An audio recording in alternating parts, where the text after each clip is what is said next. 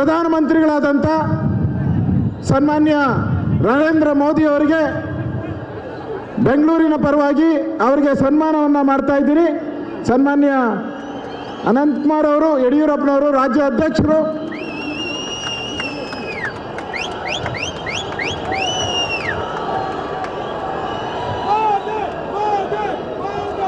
ಬಹಳ ನಿರೀಕ್ಷೆಯಿಂದ ಕಾಯ್ತಾ ಇರ್ತಕ್ಕಂಥ ನಮ್ಮ ನೆಚ್ಚಿನ ಪ್ರಧಾನಿ ಜನ್ ಧನ್ ಯೋಜನೆ ಮುಖಾಂತರ ಬಡವರ ಮನೆ ಬಾಗಿಲಿಗೆ ಬ್ಯಾಂಕ್ಗಳನ್ನು ತಂದಂಥದ್ದು, ಇಡೀ ದೇಶದಲ್ಲಿ ಕಾಳ ಧನ ಏನಿದೆ ಅದನ್ನು ವಿದೇಶಗಳಿಂದ ತರುವಂಥ ಪ್ರಯತ್ನಕ್ಕೆ ಹೆಜ್ಜೆಯನ್ನು ಇಟ್ಟಂತ ನಮ್ಮೆಲ್ಲರ ಅಚ್ಚುಮೆಚ್ಚಿನ ನೆಚ್ಚಿನ ಪ್ರಧಾನಿ ನರೇಂದ್ರ ಮೋದಿಜಿ ಅವರು ತಮ್ಮನ್ನು ಉದ್ದೇಶಿಸಿ ಮಾತಾಡಬೇಕು ಅಂತೇಳಿ ಅವರಲ್ಲಿ ವಿನಂತಿಯನ್ನು ಮಾಡ್ತಾ ಇದ್ದೀನಿ. मंच पर विराजमान भारतीय जनता पार्टी के राष्ट्रीय अध्यक्ष श्रीमान अमित भाई शाह, श्रद्धेय अडवाणी जी, डॉक्टर मुरली मनोहर जोशी जी, मंच पर विराजमान भारतीय जनता पार्टी के सभी वरिष्ठ नेतागण, भिन्न भिन्न राज्यों से आए हुए सभी आदरणीय मुख्यमंत्रीगण और विशाल संख्या में पधारे हुए प्यारे भाइयों और बहनों,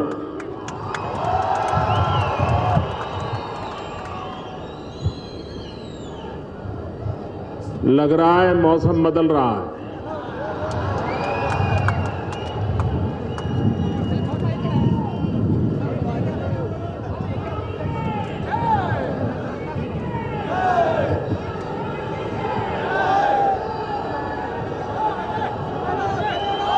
मैं कर्नाटक भारतीय जनता पार्टी का अभिनंदन करता हूं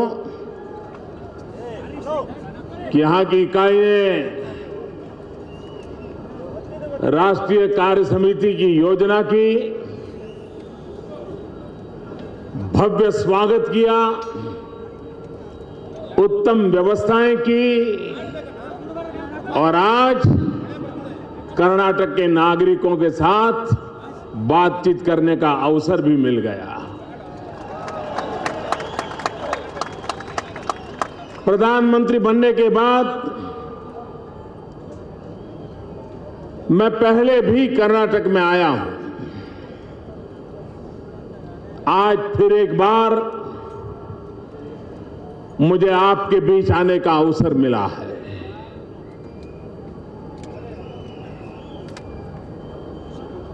आप अनुभव करते होंगे कि गत कई वर्षों से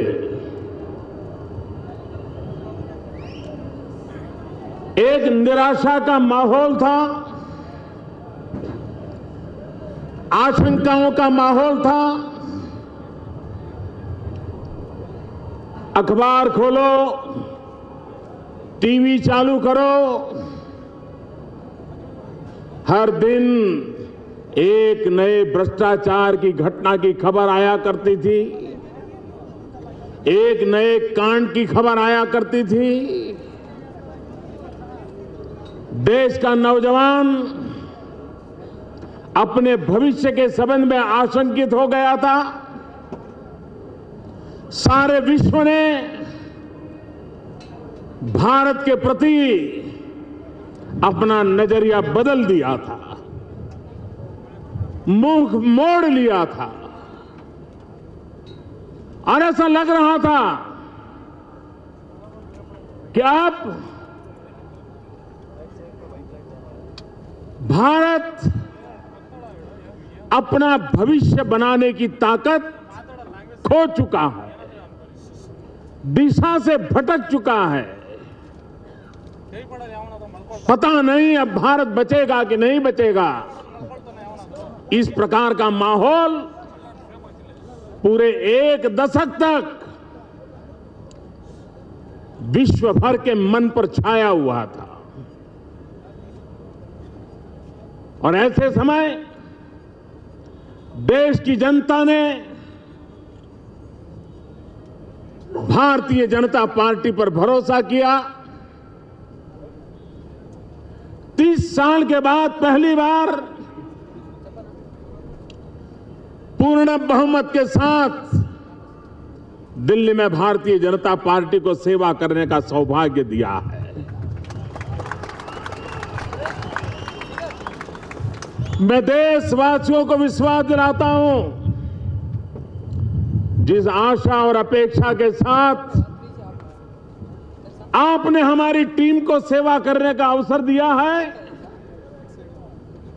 हम आपकी आशा आकांक्षाओं को पूरी करेंगे। आपकी सर आशा आकांक्षाओं के मानदंड पर खरे उतरेंगे, ये मैं आज विश्वास दिलाता हूं आपको। मैं 10 महीने के अनुभव से कह सकता हूं, इस देश को पीछे रहने का कोई कारण ही नहीं है।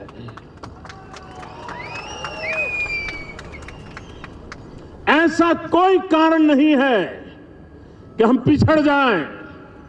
ऐसा कोई कारण नहीं है कि हम विकास की गति में उल्टी गिनती की ओर चल पड़े। कोई कारण नहीं है। और 10 महीने में हमने अनुभव किया है। अगर देश के कोटि कोटि जनों के आशीर्वाद हो,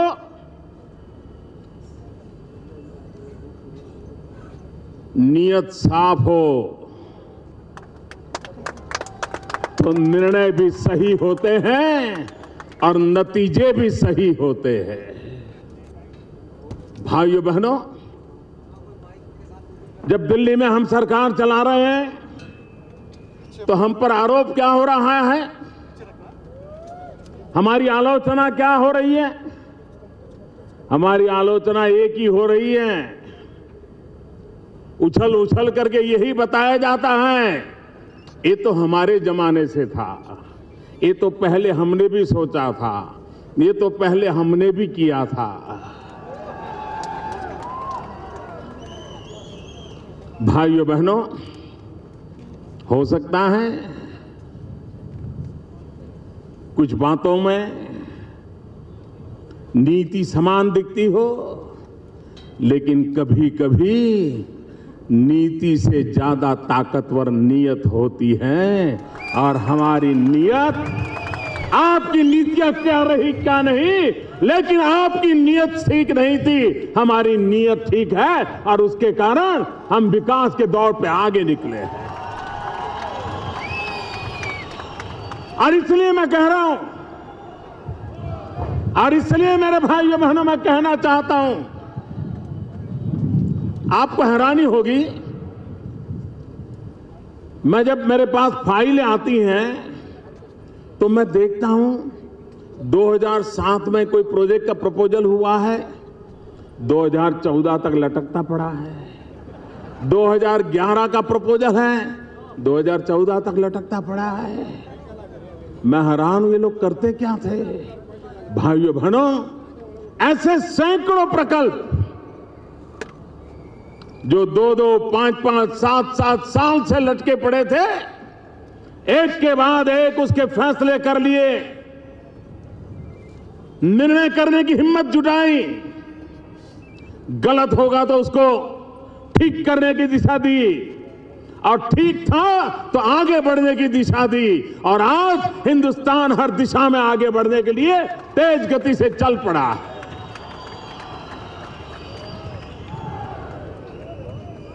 कुछ लोग हमें टोने मारते रहते थे, मोदी जी चुनाव में तो काले धन की बड़ी बातें करते थे,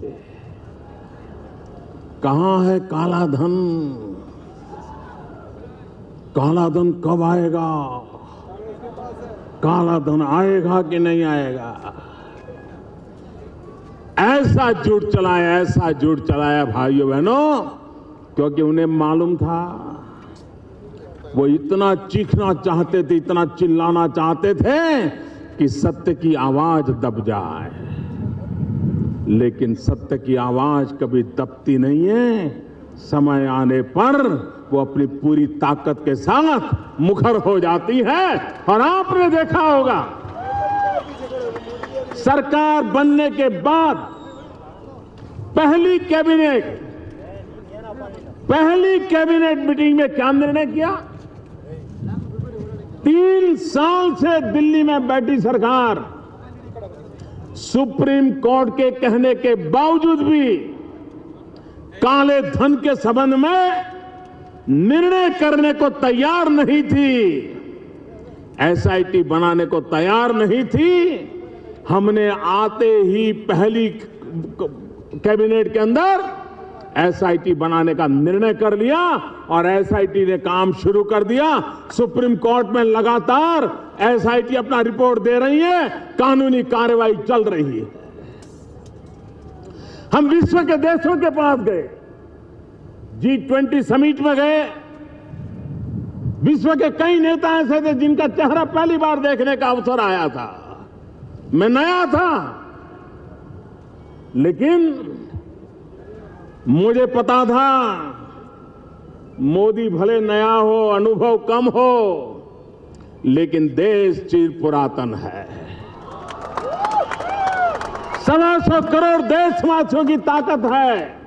और मैंने विश्व के देशों के साथ आंख में आंख मिलाकर के कहा कि हम काले धन के खिलाफ लड़ाई लड़ रहे हैं, आप सारे दुनिया के देश हमारे साथ खड़े हो जाइए, हमारी मदद कीजिए, हमें जानकारी दीजिए। और G20 समिट में दुनिया के ताकतवर देशों ने भारत की इस बात को माना, प्रस्ताव स्वीकार किया। हमने वैश्विक फलक पर भी एक प्रयास किया। और अब संसद में जब बजट सत्र आया तो हमारे वित्त मंत्री जी ने, श्रीमान अरुण जेटली जी ने बजट भाषण के अंदर वित्त विधेयक के हिस्से के रूप में काले धन के खिलाफ कड़े से कड़ी कार्रवाई करने के लिए कानून लाने का देश की जनता के सामने विश्वास प्रकट किया। और इसी पार्लियामेंट सत्र के पहले दौर में काले धन के खिलाफ कड़ी से कड़ी कार्रवाई का कानून प्रस्तुत कर दिया गया। भाइयों बहनों, बिल पार्लियामेंट में ला दिया गया। और आज आपने देखा होगा, बजट के भाषण तक, जब तक अरुण जेटली जी का भाषण नहीं हुआ था, काले धन को लेकर के मजाक उड़ाई जाती थी। और जब बजट के भाषण में उस क्या क्या करने वाले उसका जरा खाका खींचा गया, और जब प्रत्यक्ष रूप में काले धन का कानून लाने के लिए संसद में बिल प्रस्तुत कर दिया गया, ये मजाक करने वालों के मुंह पे ताला लग गया। अब उनको पता चला कि अब क्या होने वाला है। भाइयों बहनों, मैं फिर एक बार देशवासियों को विश्वास दिलाता हूं, जो गया है वो लाना भी है, लेकिन अब नया ले जाने की कोई हिम्मत न करे, ये प्रबंध भी हमने करना है और उसको हमने किया। देश का भ्रष्टाचार के खिलाफ आक्रोश है और मेरी देशवासियों ने मुझसे अपेक्षा की है कि मोदी जी कम से कम आप भ्रष्टाचार के खिलाफ लड़ाई लड़िए। और मैं देश को वादा करता हूं, जिस इरादे से आपने मुझे काम दिया है, आपका वो इरादा पूरा करके रहूंगा। आप देखिए, कोयला, जब पार्लियामेंट के चुनाव के वर्षों में हम कोयले की चर्चा करते थे, चुनाव सभाओं में बोलते थे, तो कई लोग हमारी मजाक उड़ाते थे। सरकार में उस समय जो लोग बैठे थे वो तो कहते थे ये बढ़ चढ़ करके आंकड़े दिए जाते हैं, सब झूठे हैं, फालतू है। और आंकड़ा इतना बड़ा था, 1,76,000 करोड़, 1,76,000 करोड़। ये आंकड़ा इतना बड़ा था कि आंकड़ा भी लोगों को भारी लगने लगा था। तो लोग भी कहते थे नहीं यार, हुआ तो होगा लेकिन इतना नहीं हुआ होगा। ये खा तो गए होंगे, ले तो गए होंगे, लेकिन इतना थोड़ा ले जाते हैं। ये रकम इतनी बड़ी थी कि देशवासियों को इस चोरी के माल पर भी शक होने लगा था, शायद इतना नहीं होगा। लेकिन भाइयों बहनों, आपने जो सरकार बनाई, जिसने कोयले में हाथ डाला, पहले कोयले में हाथ डाला था तो तिजोरियां भरने लग गई थी लोगों की। हमने कोयले में हाथ डाला, कोयले को हीरा बना करके देश के सामने समर्पित कर दिया है भाई। देशवासियों को हमने समर्पित कर दिया। सुप्रीम कोर्ट ने भ्रष्टाचार की शिकायत को रहते अनाप शनाप अपने यार दोस्तों को कोयले की खदानों का आवंटन करने के कारण 204 खदानों को सुप्रीम कोर्ट ने रद्द कर दिया।